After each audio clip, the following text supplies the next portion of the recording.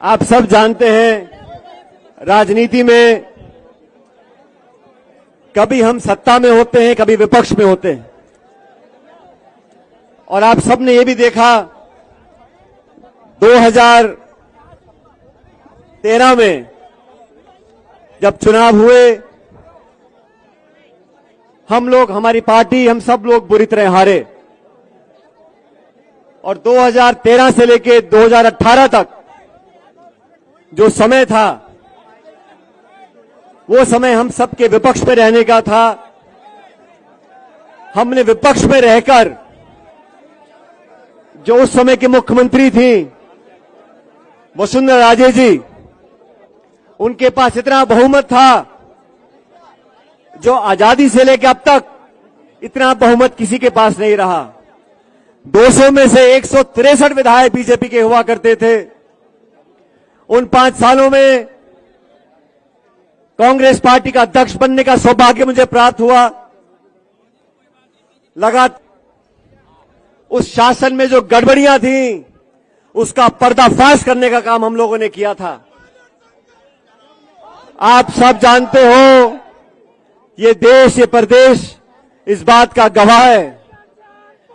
वसुंधरा जी के कार्यकाल में लगातार भ्रष्टाचार हुआ, खुलेआम हुआ, और वसुंधरा जी को ललकारा हम लोगों ने। हमने चैलेंज दिया, आपके पास बहुमत हो सकता है, आपके पास सत्ता हो सकती है, आपके पास शासन हो सकता है, लेकिन जनता को लूटने का लाइसेंस आपके पास नहीं है। जो आरोप उस समय लगे थे, मैंने आरोप लगाए थे अध्यक्ष होते हुए, हमारी पार्टी के तमाम नेताओं ने आरोप लगाए थे, सम्मानीय अशोक गहलोत साहब ने आरोप लगाए थे। बजरी माफिया, शराब माफिया, जमीन माफिया,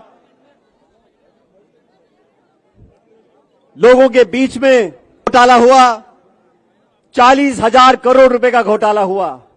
जब घोटाला हम लोगों ने पकड़ा तो सारी लीज कैंसिल कर दी। लेकिन लीज कैंसिल करने से अपराध कैंसिल नहीं होता। हमने सीबीआई की जांच की मांग करी, सीवीसी की मांग करी, सीएजी की मांग करी।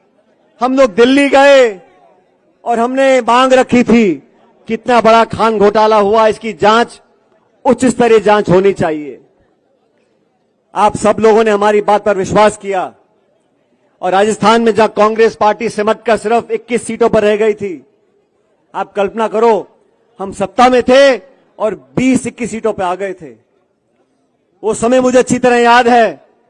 मेरे तमाम साथियों ने, पार्टी कार्यकर्ताओं ने खून पसीना बहाकर कांग्रेस पार्टी को सत्ता में हम लेकर आए। ये आश्वासन दिया जनता को कि सत्ता में आएंगे तो दूध का दूध और पानी का पानी होगा।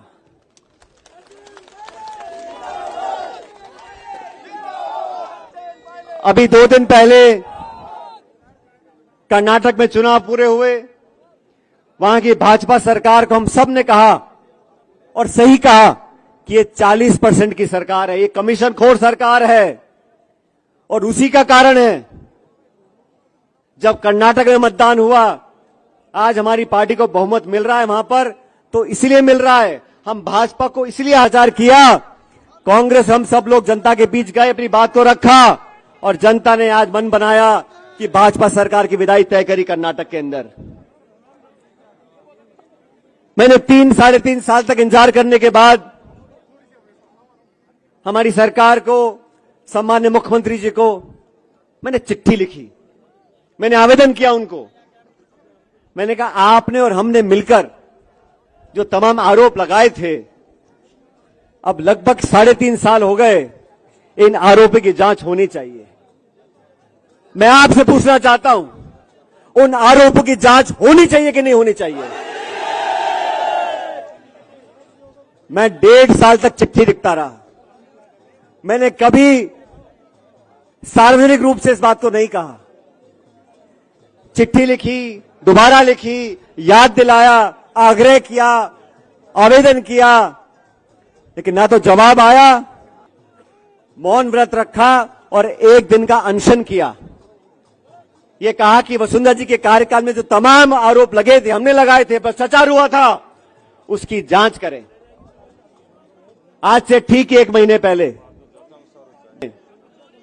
जबान की कीमत होती है और आप लोग अच्छी तरह जानते हो, मुझे भी राजनीति में 20-23 साल हो गए। मैं सांसद रहा, केंद्र का मंत्री रहा, इस प्रदेश सरकार में उप मुख्यमंत्री रहा, स्वर्गीय पायलट साहब कई बार मंत्री रहे, मेरी मां सांसद विधायक रही। पिछले 45 सालों से हम राजनीति में हमारी निष्ठा पर, हमारी ईमानदारी पर हमारे विरोधी भी उंगली नहीं उठा सकते। और आप लोग तो अजमेर के नागरिक हो। मैं आपसे पूछना चाहता हूं, इतना लंबा समय राजनीति में हम लोगों को हो गया, बड़े बड़े पदों पर रहे, पायलट साहब भी रहे, मैं भी रहा। 1 फूटी कौड़ी का आरोप लगाए जाते हैं। और आरोप किन पे लगा रहे हैं? हेमाराम चौधरी जी पे लगा रहे हैं, जो इंदिरा जी के समय जेल गए, जो 6 बार विधायक रहे, मंत्री रहे, उनके जवान बेटे की मौत की याद में उन्हें 100-100 करोड़ की जमीन जनता के नाम दान कर दी है। 3 दिन पहले मैं बाड़मेर गया था, उनके पुत्र के नाम पर उन्होंने एक हॉस्टल बनाया। साथियों, 5 मंजिल का हॉस्टल है, 150-200 बच्चे वहां पर रहेंगे। गरीब बच्चों के भविष्य को सुधारने के लिए उस हॉस्टल का निर्माण किया है।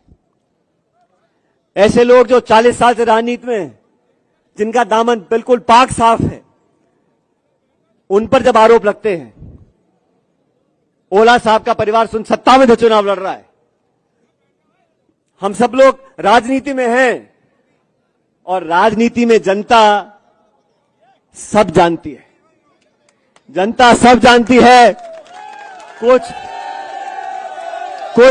अखबार में छपे ना छपे, असलियत जनता जानती है। इसलिए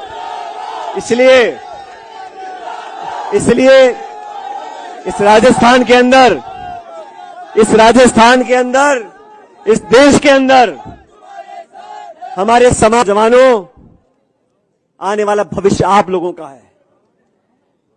एक ऐसे भारत का, एक ऐसे समाज का निर्माण करना है जहां भ्रष्टाचार मुक्त ये भारत और देश बने। मैं आप लोगों से आह्वान करना चाहता हूं, मैंने 2 दिन पहले जयपुर में निर्णय लिया और निर्णय लेने के बाद मुझे बहुत लोगों ने कहा, अरे क्या सचिन पायलट जी, आप पैदल चलना चाहते हो, 100-100 किलोमीटर चलना चाहते हो, मई का महीना है, आग बरस रही है। मैंने उनको कहा, राजनीति आग का दरिया है, इसे तैर कर पार करना पड़ेगा।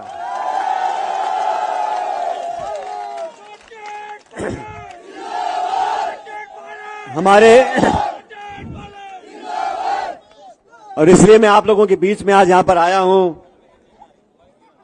इस मिट्टी से, यहां के लोगों से, आप सबसे एक ऐसा रिश्ता है जो दुनिया की कोई ताकत चाहे उस रिश्ते को कमजोर नहीं कर सकती। एक समर्पण का भाव, एक त्याग का भाव और आपसी जो मोहब्बत है, वो आप लोगों के असीम आशीर्वाद की वजह से आज कायम है।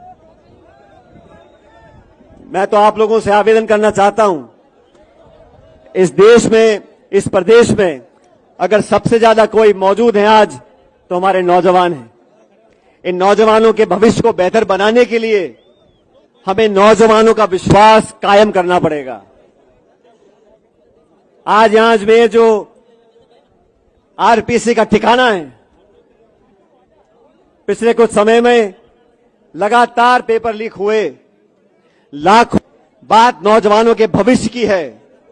जब लाखों लाख बच्चों को लगे हमारा व्यवस्था में विश्वास कम हो रहा है, ऐसे लाखों लाख परिवार, ऐसे मां बाप जो दिहाड़ी करते हैं, किसानी करते हैं, 2 बीघे में खेती करते हैं, अपना पेट काट के इतना पैसा बचाते हैं कि हमारा बच्चा ट्यूशन पढ़ ले, साल साल 2-2 साल तैयारी करे, एग्जाम के पेपर लिखे और पेपर लीक हो जाए, पेपर कैंसिल हो जाए, कुछ बच्चे ओवरेज हो जाएं, कुछ निराश हो जाएं, उनकी उम्मीदें टूट जाएं, ये हम लोगों को गवारा नहीं है।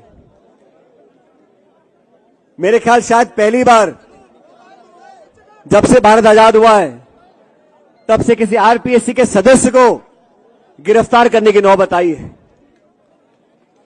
लेकिन गिरफ्तारी अधिकारी की हो गई, क्या ये काफी है? कौन कौन लोग इसके पीछे हैं?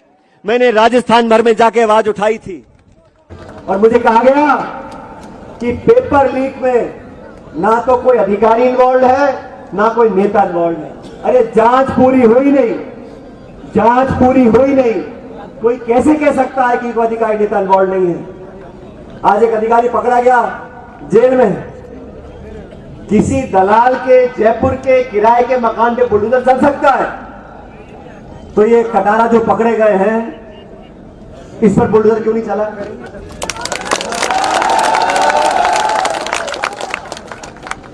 अपनी आवाज उठाने के लिए, आपकी आवाज सुनने के लिए, जनता की आवाज बनने के लिए हम लोगों ने यात्रा निकाली है। जन संघर्ष यात्रा किसी के विरोध में नहीं, जन संघर्ष यात्रा भ्रष्टाचार के विरोध में है। जन संघर्ष यात्रा नौजवानों के संरक्षण के लिए है। हमारे बच्चे बच्चियां पढ़ लिख कर उन पदों पर बैठे जहां से नीतियां बनती हैं। ये सपना स्वर्गीय पायलट साहब का था। किसान का बच्चा, गरीब का बच्चा, मजदूर का बच्चा, दिहाड़ी करने वाला बच्चों, माँ बाप के बच्चे उन पदों पर बैठेंगे जहां से आरपीएससी की नीति बनती है, शिक्षा नीति बनती है, सरकार के नियम कानून बनते हैं। उन पदों पर वो नौजवान बच्चे बैठेंगे तो देश में सही नीतियां बनेंगी। मैं तो साथियों, क्योंकि यहां आपके बीच खड़ा हूं, मैं आप लोगों से पूछना चाहता हूं, क्या नौजवानों के भविष्य को बेहतर बनाने के लिए हम लोग साथ नहीं आ सकते? क्या इस प्रदेश से भ्रष्टाचार, करप्शन को मिटाने के लिए हम लोग साथ नहीं आ सकते? तो मेरे दोस्तों, माताएं बहनें बैठी हैं, मैं जानता हूं रास्ता मुश्किल है, गर्मी का समय है, इस प्रदेश की राजधानी जयपुर यहां से 125 किलोमीटर दूर है। मैं आप लोगों से पूछना चाहता हूं, मेरे साथ इस करारी धूप में इस रास्ते को नापने के लिए आप तैयार हो कि नहीं तैयार? क्या बोला? मुझे आवाज नहीं आई। क्या आप लोग तैयार हो कि नहीं तैयार हो? दोनों हाथ खड़े कर बताओ, मुट्ठी बंद कर बताओ, मेरे साथ जोरदार नारा दो, भारत माता की, भारत माता की। आखिरी नारा आसमान को भेद कर आवाज आनी चाहिए जयपुर तक, भारत माता की। बहुत धन्यवाद।